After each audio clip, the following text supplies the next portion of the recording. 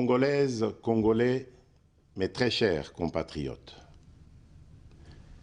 je m'adresse solennellement à vous en ce jour dans un contexte exceptionnel en rapport avec la situation sécuritaire que connaît notre pays dans sa partie orientale. Ce contexte d'agression et d'occupation des territoires dans le Nord Kivu est perpétré par le groupe terroriste dit du M23 avec l'appui avéré en hommes et en logistique du Rwanda. Au moment où je fais cette adresse, nos agresseurs occupent certaines localités dans le territoire de Rutshuru, occasionnant ainsi un drame humanitaire avec plus de 200 000 compatriotes forcés de fuir les affres terroristes dans les zones de combat. Ils se retrouvent en dehors de chez eux, sans logis, sans nourriture et sans soins. Des instructions précises ont été données au gouvernement pour leur rassemblement et leur prise en charge. Au-delà de ces efforts, j'en appelle à un élan général de solidarité pour alléger leur fardeau. Certes, cette situation n'est pas nouvelle. En effet, depuis plusieurs décennies, des groupes armés nationaux et étrangers écument l'Est de notre pays en y commettant des atrocités innombrables sur fond d'exploitation illégale de nos ressources naturelles. C'est ainsi qu'à l'occasion de mon avènement, j'avais été amené à prendre l'engagement devant la nation de rétablir au cours de mon mandat la paix et la sécurité là où elles sont compromises et de les consolider là où elles existent. Sitôt dit, sitôt fait, j'ai sans délai et de bonne foi commencé à développer, notamment avec tous nos 9 pays voisins, une diplomatie de proximité en vue d'établir avec eux des relations de coopération franches, transparentes et de caractère gagnant-gagnant. Avec l'Ouganda, par exemple, nous sommes allés jusqu'à décider de mutualiser nos forces armées afin de combattre ensemble la nébuleuse des ADF, une milice d'origine ougandaise qui cependant n'opère que dans le Nord Kivu. Et aussi, nous avons lancé 2 projets de construction de routes transnationales. Avec le Rwanda, un mémorandum d'entente a été signé dans le commerce de l'or avec une entreprise nationale. Une ligne aérienne a été ouverte à la compagnie nationale rwandaise dans notre pays et un accord de non-double taxation a été signé. Malgré cela, ce pays va nous surprendre en réactivant les terroristes du M23. Alors qu'il avait été défait par les armes en 2013, le M23 va refaire surface en prenant notre armée à court, notamment à Bunagana, cité qu'il occupe depuis le 13 juin 2022.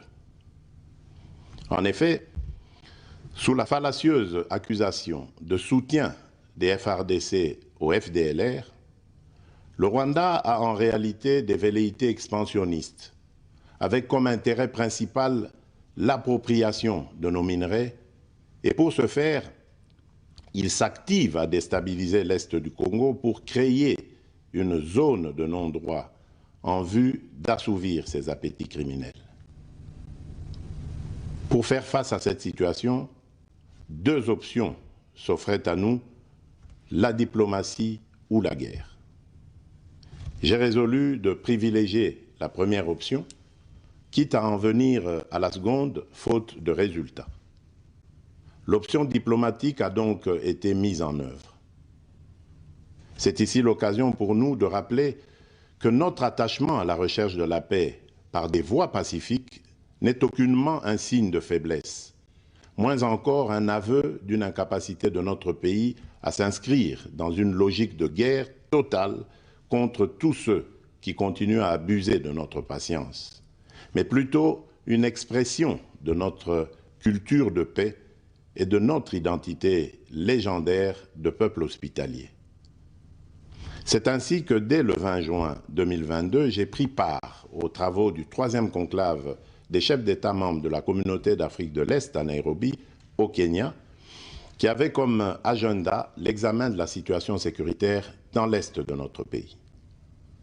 À l'issue de ce forum, les dirigeants des pays membres de la Communauté d'Afrique de l'Est sont tombés d'accord sur le déploiement d'une force régionale pour imposer la paix dans l'Est de la République démocratique du Congo.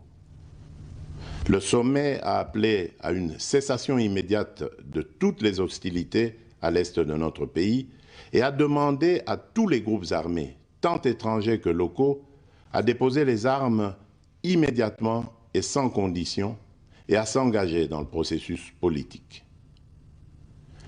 Le 6 juillet 2022, j'ai accepté de rencontrer à nouveau le président du Rwanda, cette fois à Luanda, sous l'égide du président Joao Lourenço, sous couvert de la Conférence internationale des régions des Grands Lacs africains, la CIRGL. Il en est sorti une feuille de route qui stipule entre autres objectifs normaliser les relations politiques et diplomatiques entre la République démocratique du Congo et le Rwanda. Et pour y parvenir, la première action retenue, arrêt des hostilités et retrait du M23 des positions occupées conformément au communiqué final de Nairobi. Une fois de plus, aucune avancée sur le terrain de la paix attendue par notre population n'a été observée.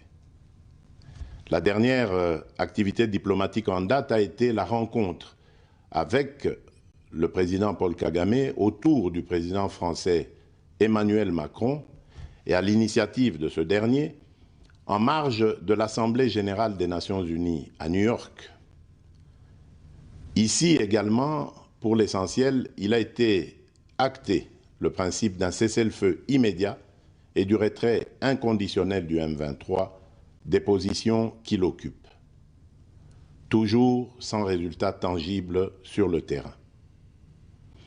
Mes chers compatriotes, comme vous pouvez le constater, malgré notre investissement et les efforts fournis dans cette optique, la paix et la sécurité ne sont pas au rendez-vous. Garant de l'indépendance, de l'unité nationale et de l'intégrité territoriale, je réitère mon engagement constitutionnel de défendre la patrie jusqu'au sacrifice suprême.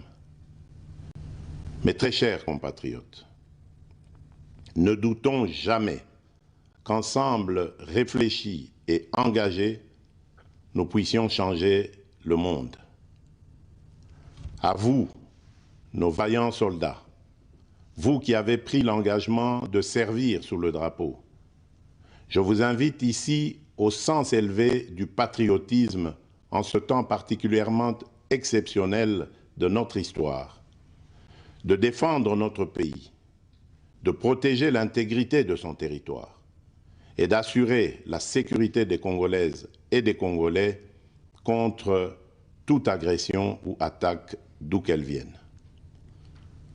À vous, mes très chers compatriotes, la guerre qui nous est imposée par nos voisins exige de chacun de nous des sacrifices. C'est le moment de taire nos divergences politiques pour défendre tous rassemblés notre mère patrie. Notre histoire et notre marche commune ont sans cesse démontré que loin de s'effondrer, notre nation et son peuple ont toujours relevé ce genre de défi et nous en sommes toujours sortis victorieux. Restons tous unis et solidaires derrière nos forces de défense et de sécurité.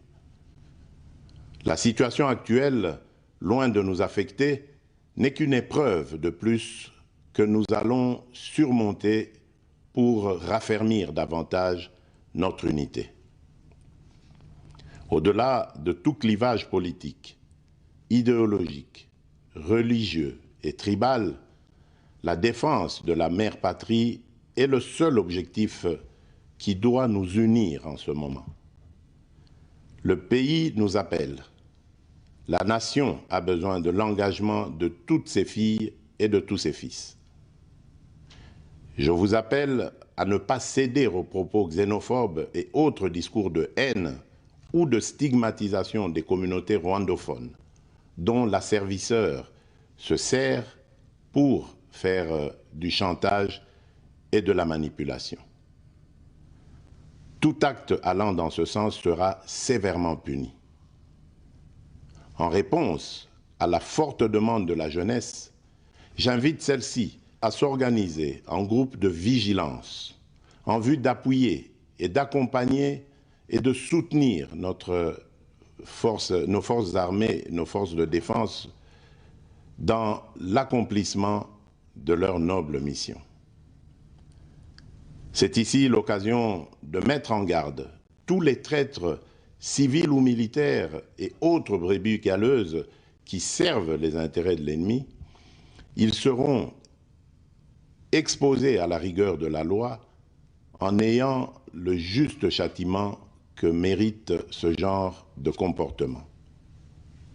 En outre, tout en renouvelant mon appel lancé à nos jeunes qui en ont la vocation de s'enrôler massivement dans nos forces armées. Je réitère l'instruction faite au chef d'état-major général d'accélérer à cet effet la mise en place de centres de recrutement à travers les 26 provinces que compte notre pays. Chers compatriotes, nous devons ensemble avoir conscience que nul autre que nous-mêmes ne viendra sauver notre nation et que cela exige de chacun de nous une mobilisation tous azimuts. Que Dieu bénisse la République démocratique du Congo. Je vous remercie.